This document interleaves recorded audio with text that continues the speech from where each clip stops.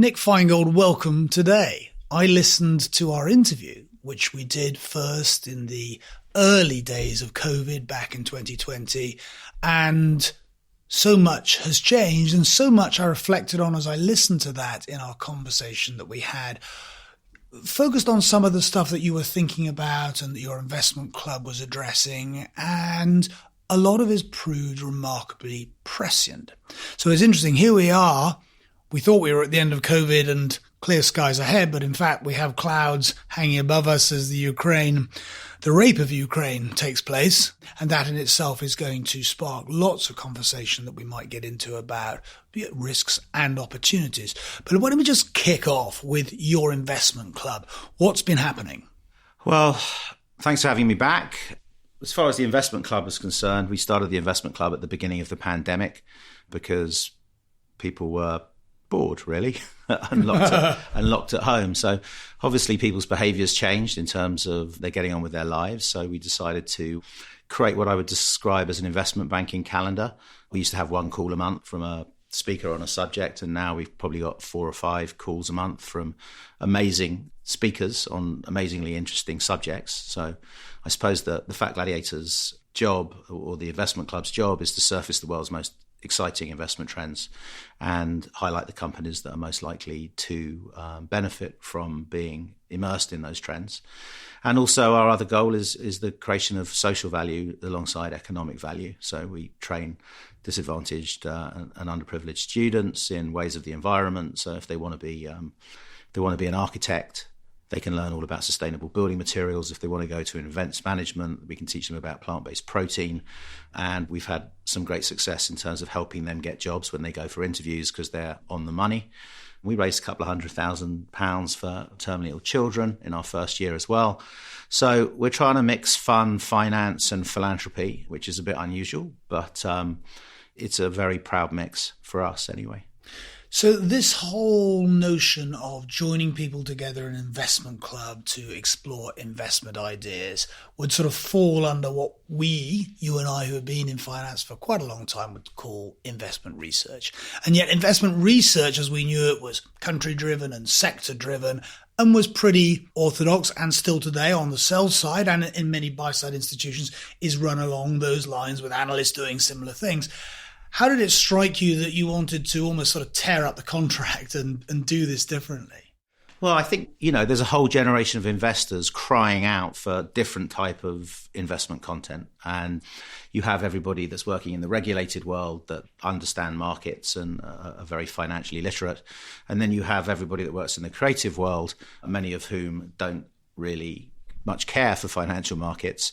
So you have this huge gap that's emerged between the regulated and creative worlds, which we're looking to fill. So we started our own film production company. We make our own films.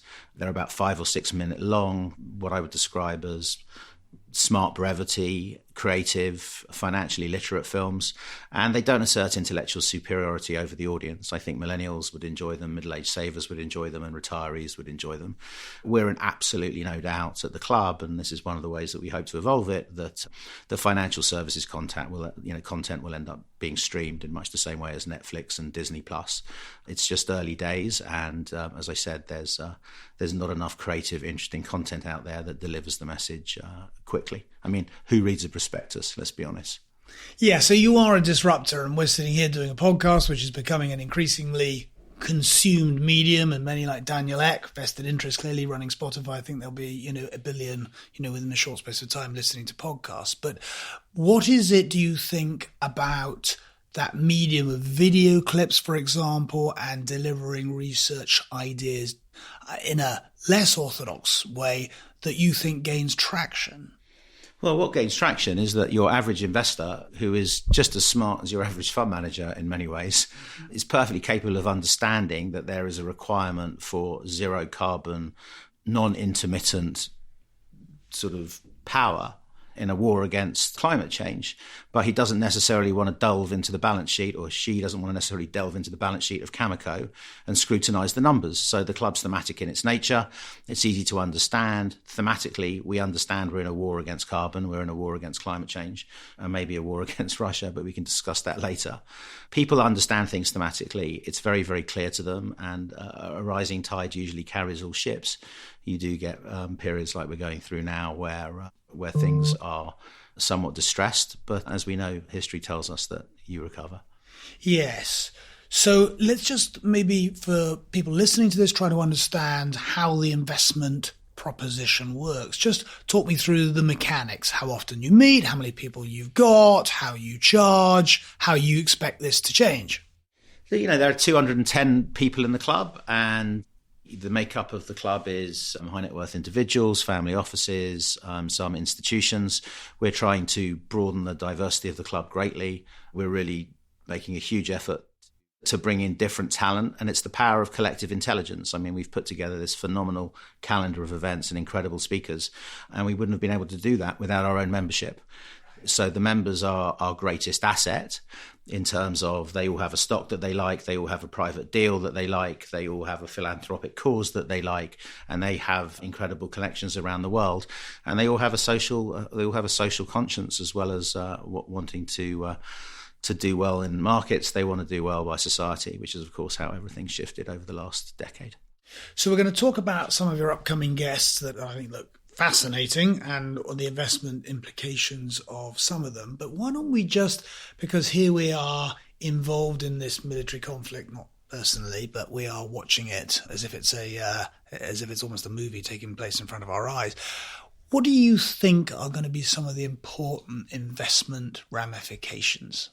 Well, I can give you my gut feel, and I'd like to sort of try and concentrate on some of the positives about it, if that's possible. If you take a step back and you make an assumption that nuclear weapons won't be deployed, this will be the best thing that ever happened to the environment in modern history. And that's because the rate of acceleration of change, that there are just 3 or 4 themes now that we need to concentrate on, which is food security, energy security, supply chain security, and water. We're kind of getting back to basics. You sort of start to understand that if you have those things in place as a nation, then you are more secure on your own environment and less secure on others. So we'll see a monstrously rapid acceleration now. And I understand the complexity of the arguments in terms of we're going to start to use coal again, or the price of oil's gone up. But the fastest way to change anything is to hit people in the pocket, and hit people in the pocket hard. So purely from a environmental point of view, if you look at a company that we looked at very early on in the club's history, a bicycle helmet inserts manufacturer called MIPS. Well, very simply, this very complex story is that people wouldn't use public transportation. We want to decarbonise our cities. Therefore, there would be more bicycles. Therefore, there would be more bicycle helmets. And that stock, I think, went from 178 to 1,200. So I think it's back at 700 now.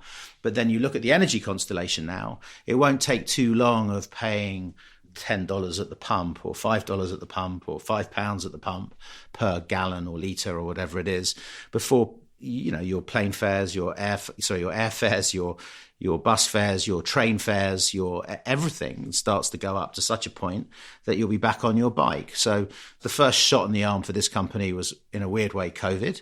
The second way, I can see energy prices speeding up the transition of all things renewable and all things that save energy. So you can't now ignore food and water. So you were early, Nick, in talking about the opportunity in nuclear. It had been through this super bear market, and super in terms of it was one of those proper, I'm going to say 80% top to bottom in the price of yellow cake, and nobody wanted to touch it, and you were early beginning to talk about it. So you were early, prescient. It appears, as the story unfolds, to be spot on, but these are long cycles.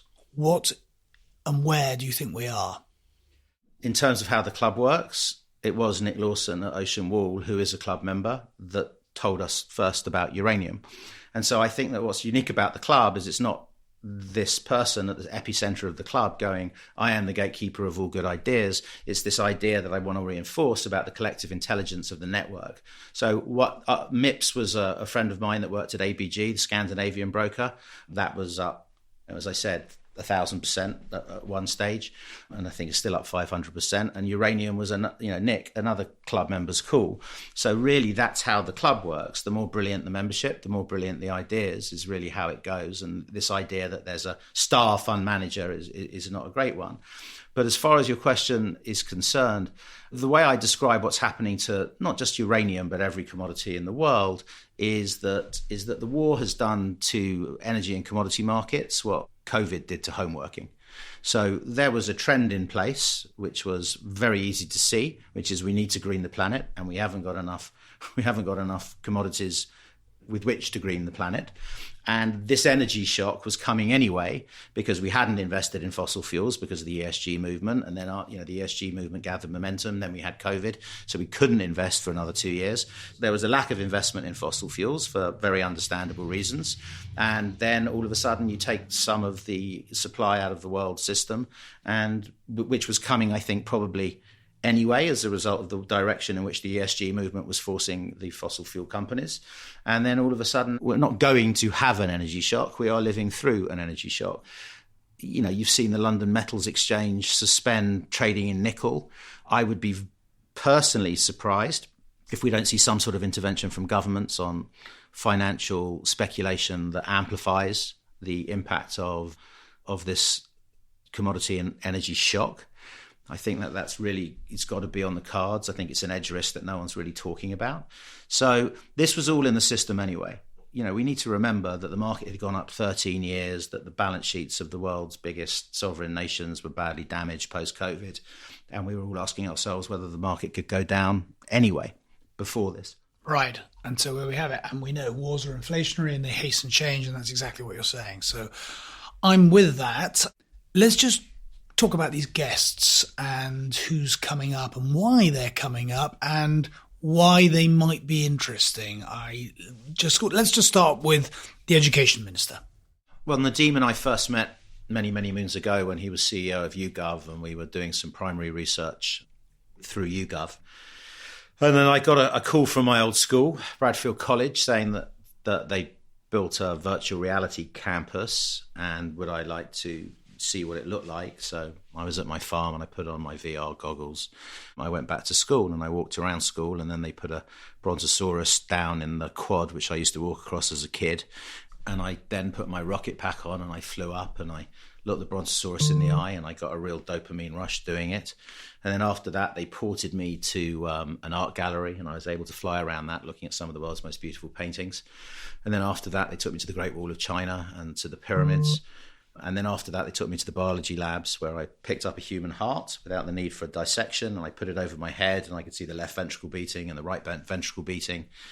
And it just absolutely wowed me, and sort of occurred to me that there's an enormous level of, I think ignorance is probably not the word I want to use, but people haven't had the chance to try it, certainly of our generation. They're kind of the view, I don't want my kid gaming any more than he's gaming, or she's gaming any more than she's gaming. And actually you can see, when put into the hands of a teacher, how these immersive experience can revolutionize education. So I spoke to Nadeem about that, and I asked him whether he'd like to talk about that and some other issues at an up-and-coming conference, and he was very generous in his response. So let's just join the dots up in terms of where that leads you and your members in terms of investing and investment ideas.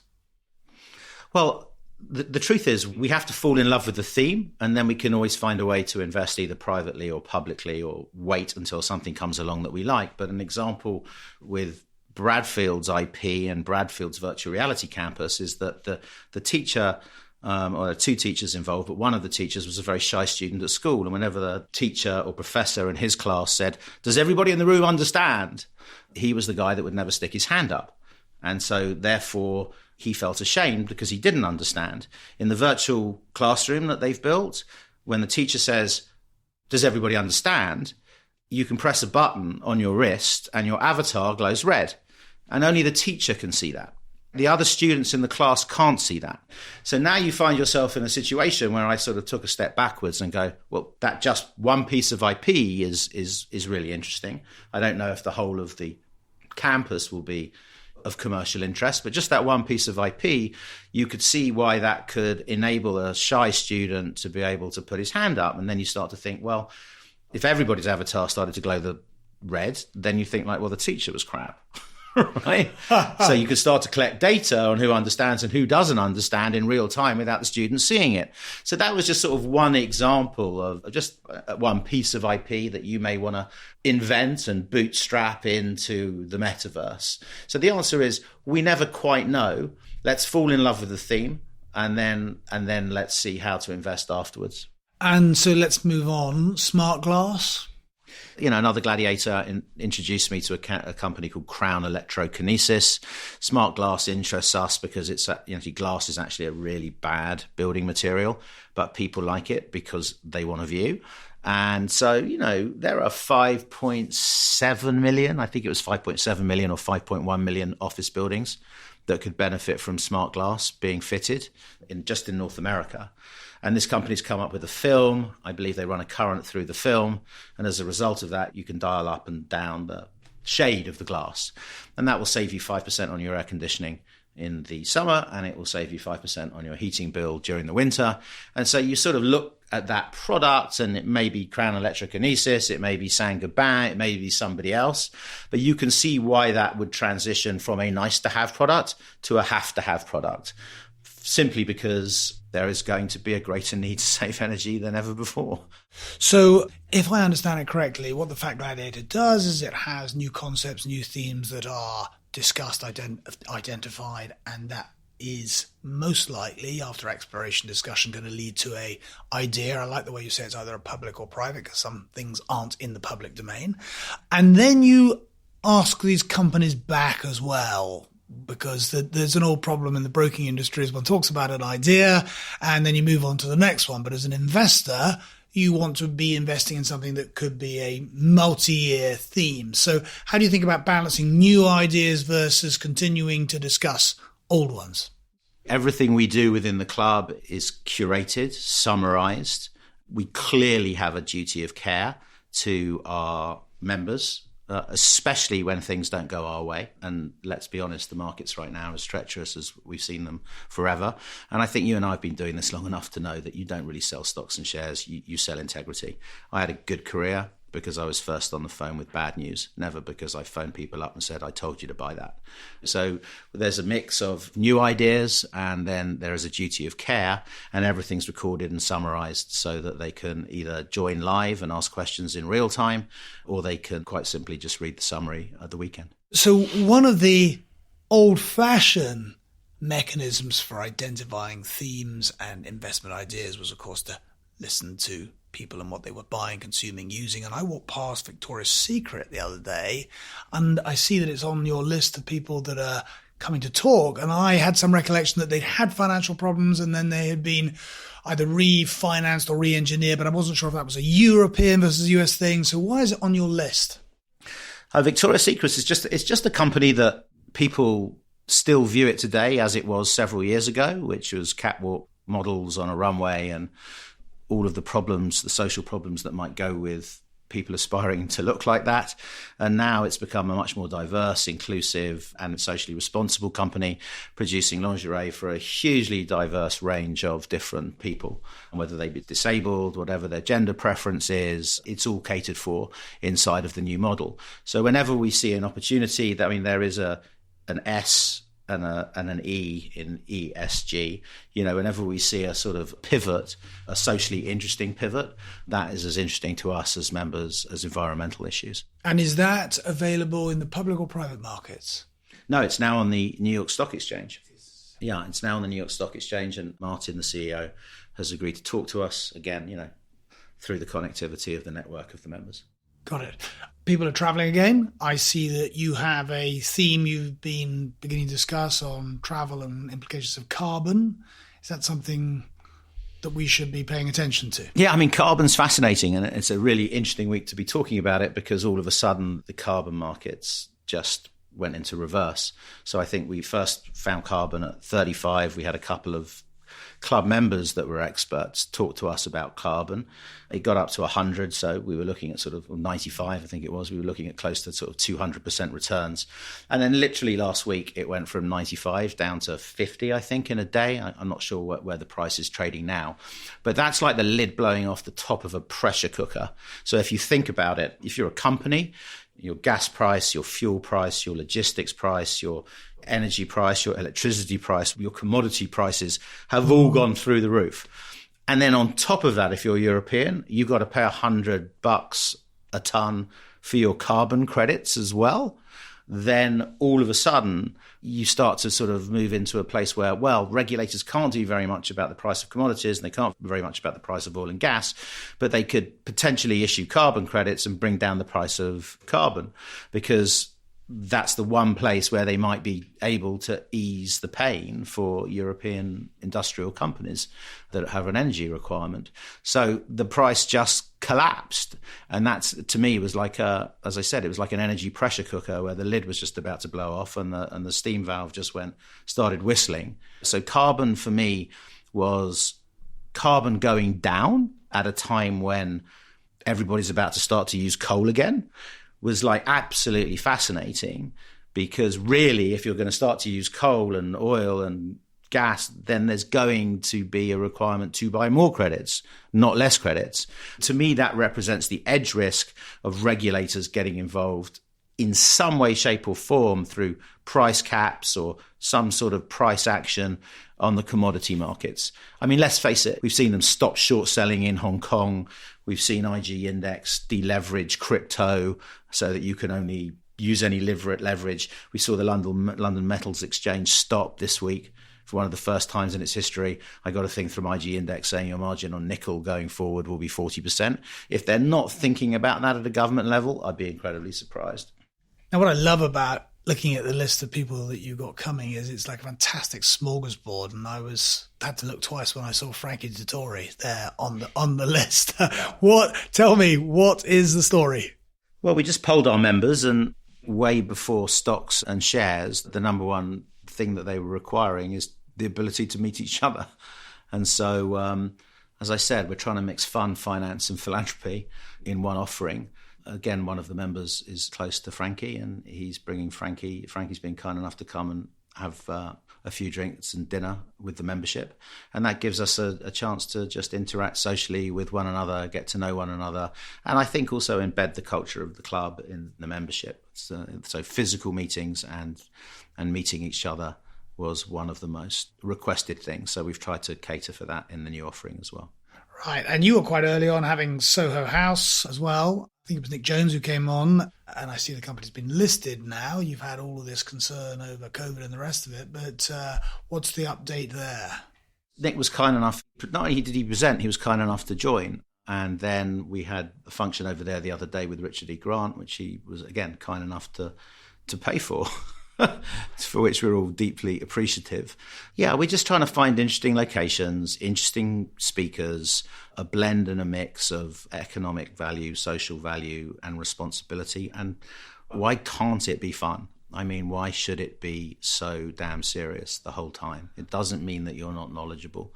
So it is confusing sometimes as a brand, I suppose. We might have to have a look at how we do things going forward, whether we need to change the name Fat Gladiator. I mean, the name Fat Gladiator came into existence because I was having lunch with a friend, and basically he explained that if you're a gladiator and you get badly out of shape, you die. You have a very short life expectancy. Music companies that didn't see streaming coming, or oil companies that didn't see fracking coming, or car companies that didn't see batteries coming, we called them Fat Gladiators because we thought they're going to have a short life expectancy. And so there was a bit of humor in that. Whether that's the right name to carry the club forward in America and other places, we'll see. But the essence of it is you are a disruptor providing investment thinking around themes and ideas to a growing community. And it is a disruptor because the investment banks are too rigid hierarchical structure to really change their, I would argue, their modus operandi in any very easy way. Well, like when I think of the club as there is a bit of it that seems to be morphing into an online investment bank. I mean, when you think about it, I look at investment banking a bit like Tinder, which is really what they're trying to do is match capital with companies. And actually, in the world that it exists today, with the technology we have today, once a company knows who the capital providers are, really, I don't really see a huge need for investment banks getting in the middle. And so in some ways, the calendar, it represents what an investment bank might call a roadshow. And essentially, we're going to sign up, I hope, tons of family offices and tons of institutions alongside our incredible retail and high net worth membership. And really, once you've got all of the capital providers in the same room, you should be able to match capital and opportunity in the same way that you match boyfriend and girlfriend. So I've got it. So you're giving a hint of the future. I guess my question is, where would you like this business to be in 3 years?